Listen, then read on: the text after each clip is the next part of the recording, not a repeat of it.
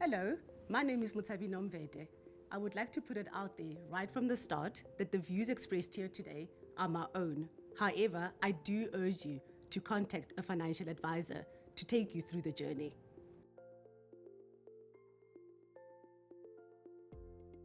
Mutuality is so many things, but for me, it really is about a community, a brotherhood, a sisterhood, a group of people who come together because they have something in common and they want to make sure that they always have each other's back. So it's really about that peace of mind of knowing that if something goes wrong, you really have people behind you cheering for you. It's almost like your loudest cheerleaders who want to look after you, especially when life does go bad, because we just don't know when that might be.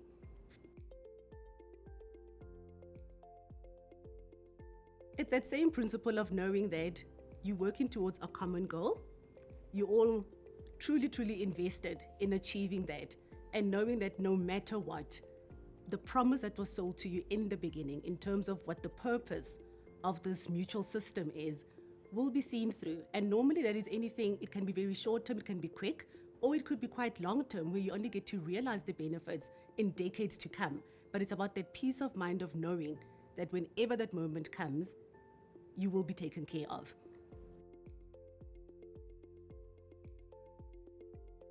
Oh, I'm sure we all have a story to tell about that one. But growing up, it was always a dream to watch how communities came together. Anything from burial societies, I think most of us grew up with, if somebody passes away, the community pulls together to help the family up until the day of the burial and beyond. And then later on, things like putting kids through school became a thing. And it's again about how do us as a community come together, help this family to raise this child, because we understood the value of education and how everybody was invested in understanding that taking that one person through will make a difference. So it's so many acts and so many different things. Like I said, it comes back to the purpose. Why was this thing built to begin with? And then making sure everybody then is truly invested. And that always takes me back to when we say that it takes a village to raise a child, for me, that's the spirit of mutuality. That's how we see it. That's how we feel it. And all of us have had some sort of an experience about that. And yes, it has changed quite a lot. It has gotten more sophisticated, some would argue, but the principle stays the same in terms of coming together over and over and over again, because today it could be me, tomorrow it could be you, tomorrow it could be somebody else. And those schemes have become quite sophisticated, like I said, from burial to groceries to looking after each other in sickness. And most importantly, the one I'm personally passionate about is investments, and how I see how people have grown to see the value of investments and how that can look after them and generations. And in that way, we are starting to build a legacy. And that for me is the real true value that I have seen growing up. And more than that, that it does evolve. It doesn't stay the same. And that shows you that it is current, it is relevant, and it moves with the times. Look, I think whenever there's a group of people, and especially a group of people with money, there needs to be rules. And those rules can be anything from a contract, or it can be governance. And I think that's where you definitely then need someone coming in, whether it be the form of an advisor or a bank, to just help you structure it properly. Because if the structure is not solid to begin with, then something's going to give. So I would always say, yes, it's great to want to try to do it by yourself, but you also need to accept where we are experts and what we are good at and what we're not good at, and then be free to be willing to listen to advice, to be able to source advice from people who really are good at that. And if I bring that back home to our industry, there are financial advisors who are trained to look at things that you would not see.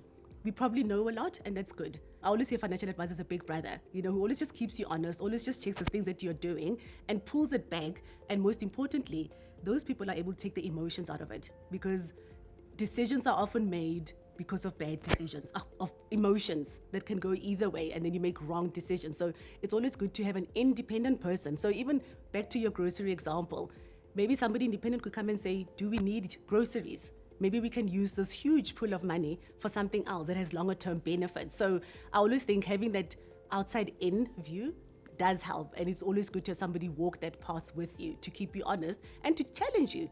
Why are you making these decisions? Are you aware that you could make this kind of a decision, etc.? That's really what it's about. And be open to learn, most importantly.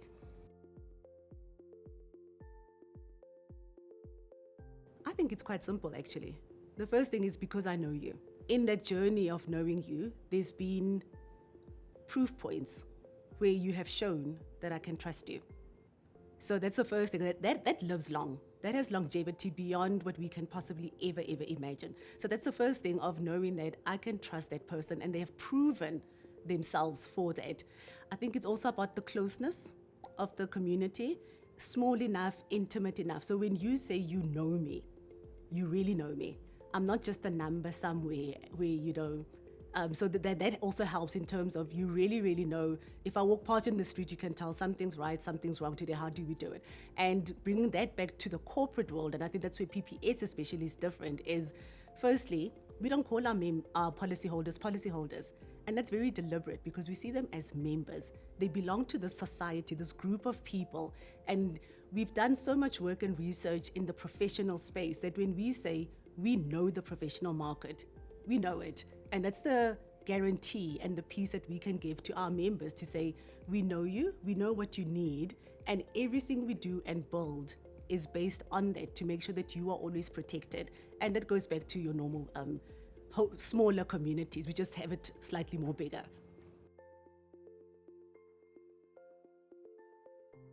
What I would do, or what I wish I knew when I was that much younger, is that you own your finances.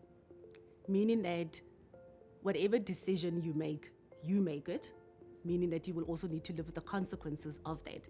So if you think about that, you actually have a whole lot more power over your finances than you realize. And as a 20-year-old especially, I wish I had known that you don't have to wait for the first X amount. Because that first X amount, if you don't have the right behaviors and make the right decisions with the first small amount, you will never quite get to make the right decisions with the first bigger amount. So for me, it's about that discipline, that consistency, and understanding that, and being true to yourself, understanding simple things like budgeting. Have those conversations. Be curious enough to know what money is coming in, what money is going out, because the minute you know that, you're in control. And then watch it as you grow. And like I say, always refer back to your financial advisor for assistance. And these days, youngsters especially are spoiled for choice in terms of access to information, which we didn't necessarily have. So use that information, but don't try to do it alone. Use that information to give you a solid background, and then have someone that Big Brother spoke about earlier that you can then bounce off ideas with to then make sure that you stick to the plan. So yeah, I would say we actually have much more power than we give ourselves credit for. And just like all things in life, whatever you put in to your finances is what you will get out. So garbage in, garbage out.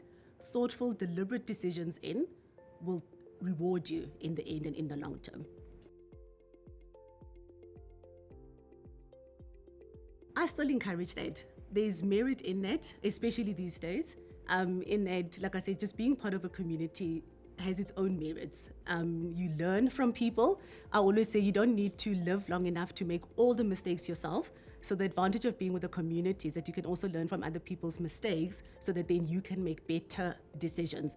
And that can be anything as informal as a home-based community to obviously then something more sophisticated, more regulated, things like if you want to save long-term for investments. Often, for example, with us at PPS, we try then have those conversations. So if you're within that circle of us, we can then also help to guide you through some of those things. So join communities, large and small, with the curiosity that you need to be able to learn and grow from those experiences.